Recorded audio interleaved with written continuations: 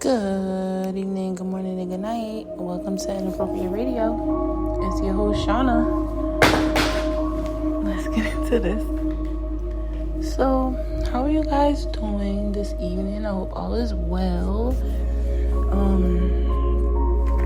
As you may know or may not know, this is the second segment of the Zodiac series. Now, I wanted to find a way to bring this back around and connect it to spiritual warfare, right?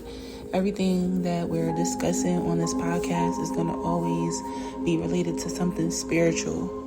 So just keep that in mind as we, go through these conversations, and just remember that if it doesn't make sense now, it will later, right? If you can't see the connection now, as we phase through, you will. Okay, so this segment tonight, we're going to be discussing zodiac signs. And remember, I wanted you guys to be mindful that people, as in all of us, use astrology and astronomy interchangeably, but there is a distinction. So we're going to be talking about zodiac signs, and we're going to be discussing astronomy. And if you don't know, I'll try to pinpoint it as we go along, so you could see the differences as we have the discussions. So this particular topic is about how zodiac signs can affect your health. Now, we are going to be doing birth charts. So this is us tipping into that, right? So there are houses. A lot of people have probably never heard of them. There are 12 houses, as there are the zodiac signs. And I'm not really going into the houses per se. We can do an episode later, but we're just we're gonna get to it, but right now I just want to go into the introduction about the houses and how they affect us in so many ways. And tonight we're going to talk about health, right? Each house, there are 12, as there are 12 zodiac signs, and each house is assigned multiple things, right? With one of those things being a sign, a zodiac sign, with another thing being an energy or a planet. That's the third thing, right? So there are multiple things, and all of these things relate back to energy. So when we're discussing health, there are 4 houses that can indicate or give you an idea of what type of health issues you may deal with in this dimension, right? So, and this is Western astrology we're talking about. We're going to get into the other schools of astrology and zodiac signs. But just for the sake of this conversation, we're discussing Western astrology, right? So there are 4 houses that go into health, and this is physical health, mental health, spiritual health, all different types of cancer, and just the overall wellness, right? So you have the 2nd house, the 6th house, the 8th house, and the 12th, right? So, and excuse me as I flip this page because I wanted to look through my notes, but yeah. So Taurus is the 2nd house, Virgo is the 6th, Scorpio is the 8th, and Pisces is the 12th. Now, if you don't know how to read the chart or read the zodiac wheel, we'll get into that also. But remember, I wanted to get more situated, start doing a screen share. This is a new phone. I'm not set up with everything, and I wanted to get a laptop and just pretty much have my location at a particular level before I went back on screen. Sometimes I'm gonna hop on and off, but as far as being consistently on screen, I wanted to make sure that I have a decent setup where I feel comfortable interacting and just recording overall, right? Now, Taurus is 2nd house, Virgo is 6th house, Scorpio is 8th house, Pisces is 12th, right? Remember, Aries is the first house, and then you just start. Aries is number 1, and you just go along all the way till you get to Pisces. You can count that, right? Now, we have to remember that our birth charts are going to vary depending on the time. If you don't know the time that you were born, and you can literally go to any website and look up your birth chart. I would be careful about just putting my information into any database, because some people are witches and they can use that information to spiritually spy on you, hack into your Akashic records, and just be all up in your energy, right? So this is what I was talking about yesterday, about just doing the birth charts live, and I would try to use mock birth charts, and I would do compatibility mock charts just to show you guys how it's done. But actually using people's information, I'm still thinking about that one. I don't know, we'll see. But yeah, so now if you look at the zodiac sign associated with these houses, if that element or the characteristics associated with that element or that sign, it may be something you need to master, learn more about, or incorporate into your life. Remember, your birth chart can show you multiple things. A lot of people are just oh, I'm a Scorpio, and it's okay, that's your sun sign. You know that you have many other signs that contribute to you, your personality, and your purpose. My chart started getting easier to read when I started realizing my purpose. A lot of people are not there yet. Even if you don't know your purpose, you can read it if you understand how to read it. If you simply learn, it's not really hard. It's complex. It can be complex, and it can be complex to interpret, especially when you are speaking about things like health and compatibility as far as your love life and your career and your finances and your spiritual self, because these are all different energies. So they really get confusing if you don't understand the moving parts. But more than likely, if you have something in your birth chart that that points to I'll give you an example. I'll give you guys my real stuff, because I know God got my back like that, and my ancestors don't play that shit. But let's just say, okay, I am a Capricorn rising, right?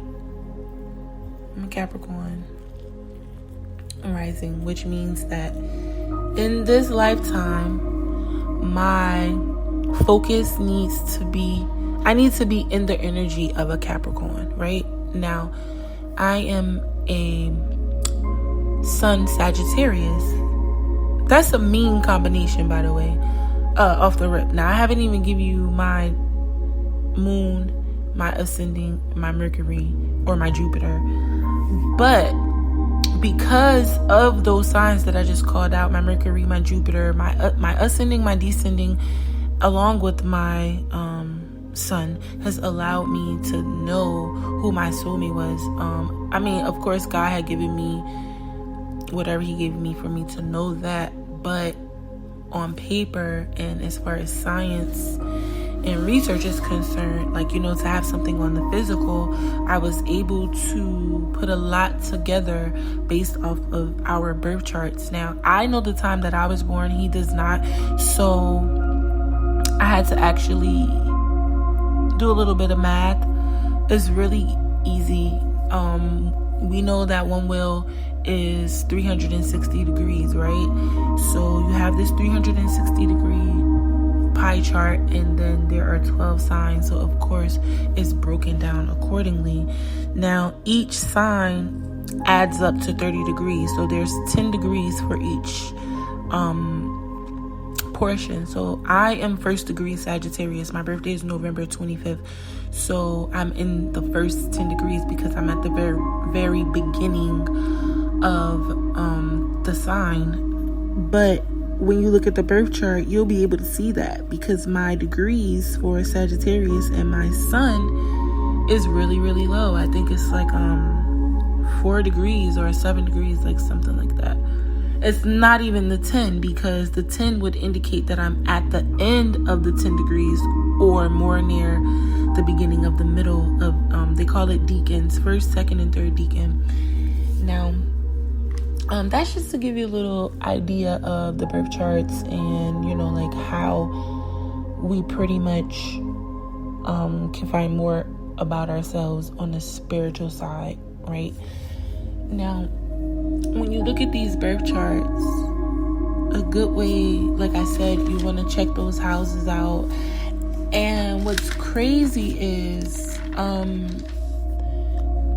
these signs are actually, aside from Virgo, Taurus, Scorpio, and Pisces, are in the top 5 for having the zodiac signs who have the weakest immune system. So I'm not surprised that those houses would be able to indicate what types of issues we would have, along with our sun in ascending and descending, right? We're going to go into how you look at those things and how you read it, but I just wanted to do an intro because I don't want to just start talking to you guys like, what? Right? So, when you look at these charts, it will give you a lot of information. So, let's just say you wanted to figure out some stuff in your bloodline, right? My grandmother, my mother's mother, right? Her sign is a Capricorn, right? She's first decan Capricorn, and her mother is first decan Capricorn. So you have Glow, not my mom Glow, because my mom's name is Glow too. You have Glow, my grandmother, and then Gladys, my great grandmother, right? They both have the same birthday. And then you have me.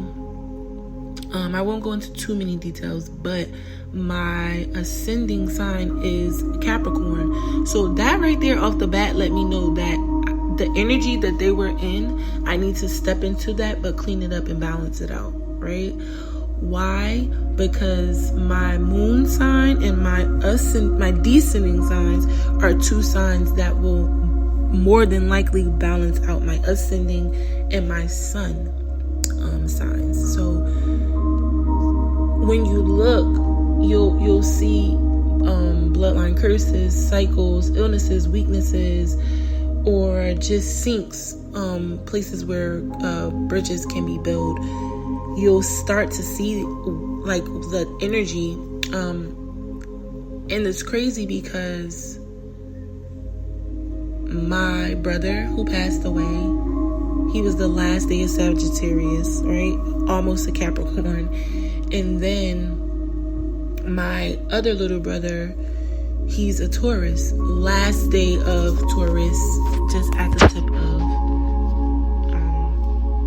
of Gemini, right? Now, both of those signs, for both of them, right? The Taurus and the Gemini, the Sag and the Capricorn, are highly compatible with my sun as well as my ascending, right? So the ascending, remember, is your ascension.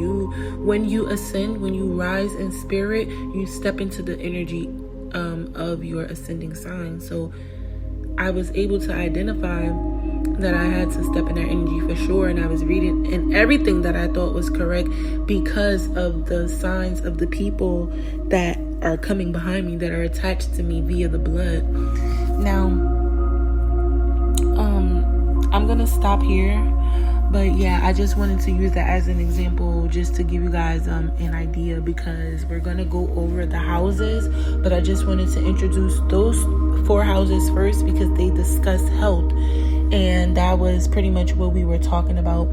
But there's a chance that your ancestors have the sign or the elements that, like, you're gonna see that they're either gonna be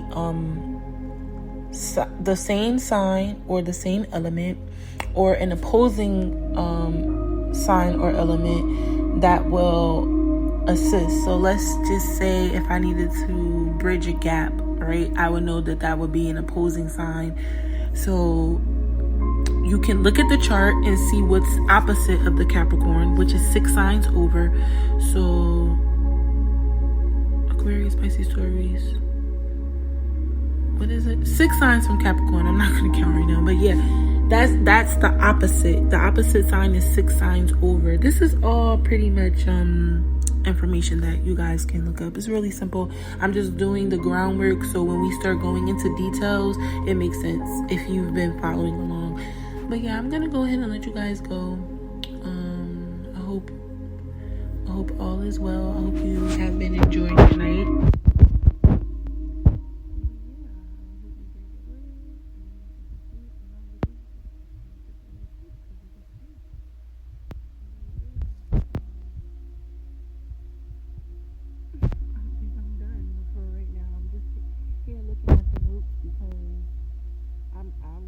There's so many ways that we can go right now with this conversation, but I'll think about that off the record. But yeah, I love you guys. I hope you enjoy your evening. Peace.